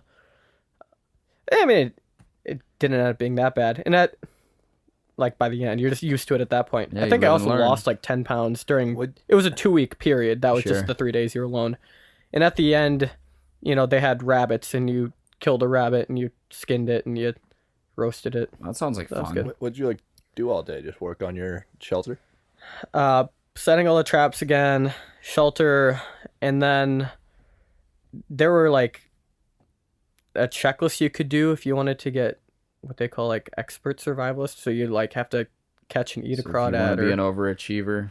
you'd make a fire or something, which is really hard to do. It is. I've tried. Like Really to hard. make a fire from scratch Yeah, like with you know, nothing. nothing. Yeah, it's tough. And in the 2-week period, I tried hundreds of times, and I was only able to do it one time. And my hands were calloused and bleeding. It was just, in the movies where they get your 2 hands together and you rub a stick up and down. Yeah. That is a load of crap. There's Total no way. bullshit. That's not what you do. You had to take that bow and move it back and forth with the stick under it. Do you know that technique? I don't know. I thought that you would try to like use flint. Depending on the area of the country, you could, but there was no flint there. Like you take a piece of flint and you rub it across like a rock or something to create spark. So we're in the area of country where they didn't have any of that. So you'd take a greener stick and bend it kind of in a half circle, and you'd tie the rope that you'd made to either end.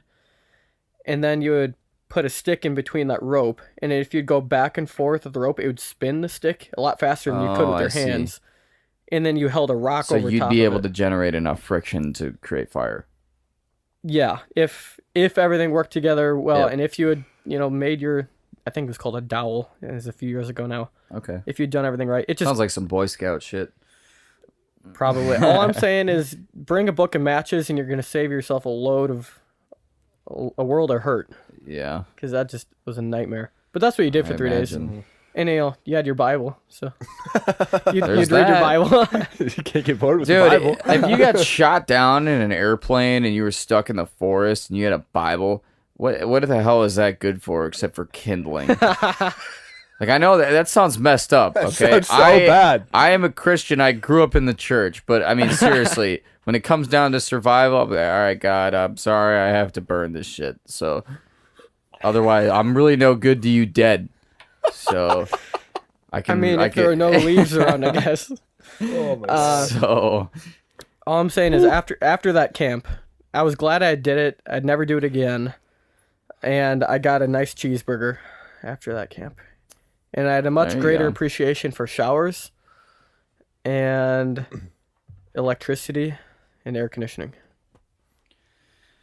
But, well, it sounds fun, actually. I like that stuff. So, I mean, I did too. But, I mean, this guy who led the camp, so he's got to be in his late 70s now. 3 years ago, he hiked out Mount Kilimanjaro with his wife. wow. No, and it's crazy how in shape he is. And his son, who's also, I think his son is a Marine, he brought all of his friends, his Marine friends, Oh, God. and so they all went together. And apparently they had to stop to take breaks for the Marines, and his dad wanted to keep going. They just I can't believe anyone. Oh, Marines. he also Marines. teaches what do you call it? Para jumping, or when you jump out of airplanes, and Talking about I can't remember the proper term for it. Don't get Davis airborne. Airborne. Don't get Davis started on jumping out of airplanes. Look at his shirt right now. I am sporting the airborne apparel right now. Good. Yeah, we call that He jumped out of planes. airborne school is where they teach you how to jump out of planes. Yeah. So he teaches in that too, just military for function. fun. Really? I don't even think they let anyone that old. No offense to it. If you ever hear Guy's this, I'm older sorry, than but time. I don't know. I don't know if I had any old instructors. Yeah, I don't know. he's passionate about it. Brooke and I, for our 1 year, after 1 year of dating, I went skydiving with her.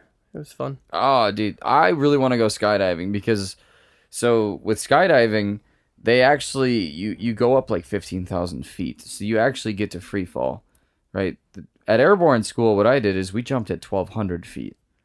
So no free fall. You free fall for about 6 seconds. So basically, you have a cord attached to the back of your parachute, and there's a hook on that end of that cord.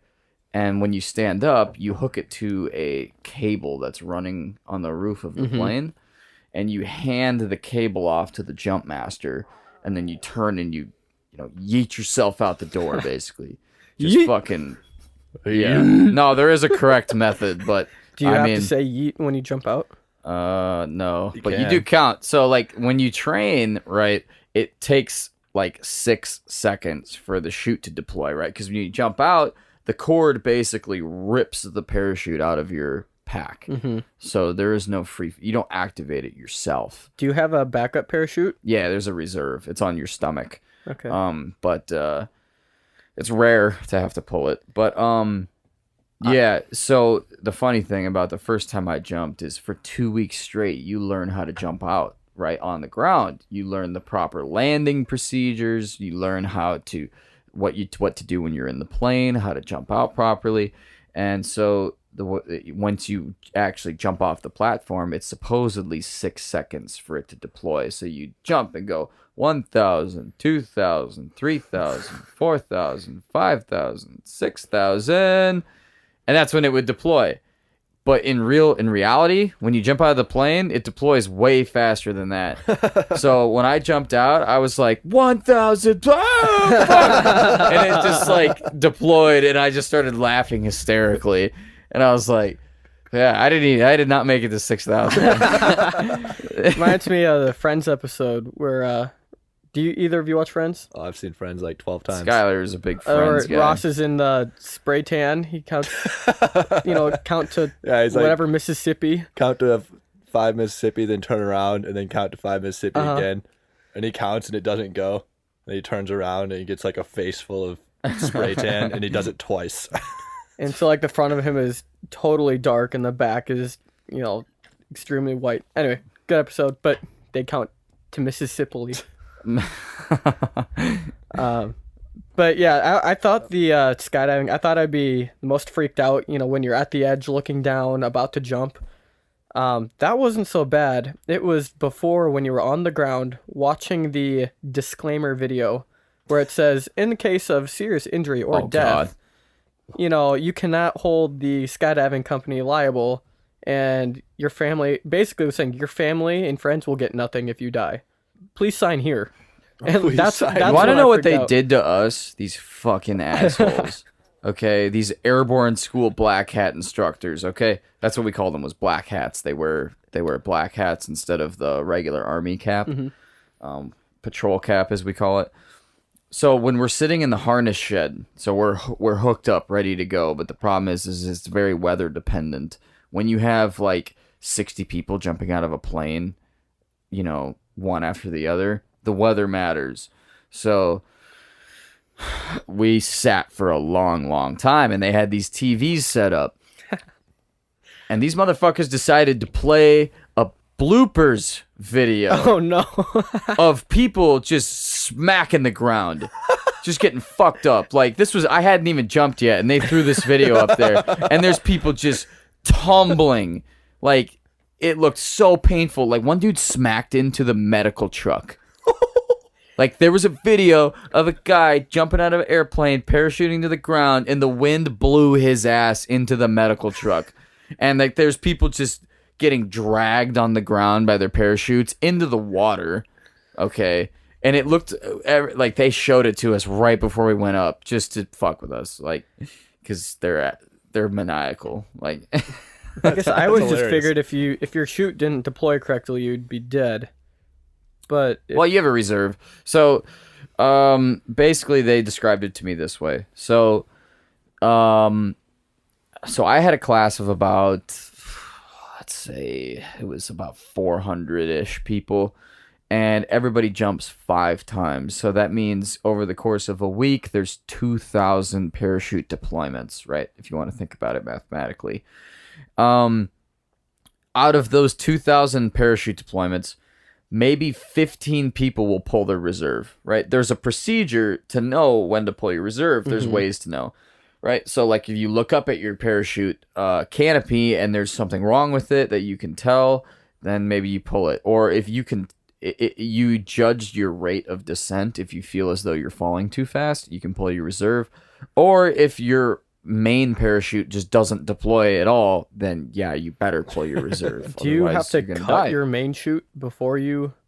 No, you can pull you them say both there? at the same time. How do they not get tangled up? And I don't actually know because I've never seen a reserve. It just works. Like they like This is what Davis tells himself so that he can jump out. yeah. I don't know. It just works. So out of the 15 people that pull the reserve, only probably 2 of them actually needed to pull it because at airborne school they're very concerned with safety, obviously. So it's one of those like, okay, even we'd rather have you pull it to err on the safe side than to just leave it to chance. Out of the 15 that actually pull their reserve, only 2 probably really needed to. So that's 2 out of 2,000 every class. So that's not bad. People do get hurt though. yeah, There were people that got fucked up. I know there was this major, right? There's people of all ranks from private to lieutenant colonel there's even a sergeant major with us, which is a hell of a distance between rank. But there was a major that was in my platoon that jumped right before me, and he broke his leg, I think. Oh. Like, he went through all that training just to break his fucking leg. And there was a sergeant that I was buddies with who he got a concussion, and he ran himself off the drop zone and went to go see the medic because he was concussed. And they were like, dude, like, you should have stayed out there. Well, we could have came and got you. Why did you run off? Like, this dude was so fucked up. He was throwing up because of how concussed he was. And they were like, you're an idiot. Like, you should have just laid out there. But it was a hell of an experience, I'll tell you that. But, You guys are wild. Skylar, what's the wildest thing you've ever done? I don't want to answer that. What's the wildest thing you can tell us over this audio? No, I want to answer that because it's gonna be like, oh yeah, I jumped out of planes. I survived in the wilderness for 3 days and caught a carrot. But I can't compete with catching carrots and stuff. That's the wildest thing I've done. I don't know. I'd have to think on it, dude. I really don't know. I haven't really done that many wild things. I don't know. Like, I don't know. You know everything I've done, basically. Yeah, I can't say you've ever really done. I haven't done anything crazy. Other than driving like a maniac sometimes. Not as bad as some of our other friends. I think you know what I'm talking about. Yeah, I know what you're talking about. No, I actually Anyway. don't know if he's done anything. Anyway. Well, what do we have for time? We're at an hour 37. Oh, Wow. jeez. So, goes Yeah, fast. time flies on the Time Golden flies City when you're podcast. catching carrots. Yeah. Hey, Anyway. they're hard to catch, I tell you. They run. Well, it's been fun getting to know you. It's been good to have you on. Yeah, thanks for coming Thanks down. for having me on. Of course. Suppose we'll wrap up then. That wraps up episode 7 of the Golden City Podcast. Thanks so much for listening, and as always, you can find Josh's Instagram handle in the description. Have a good week, everybody.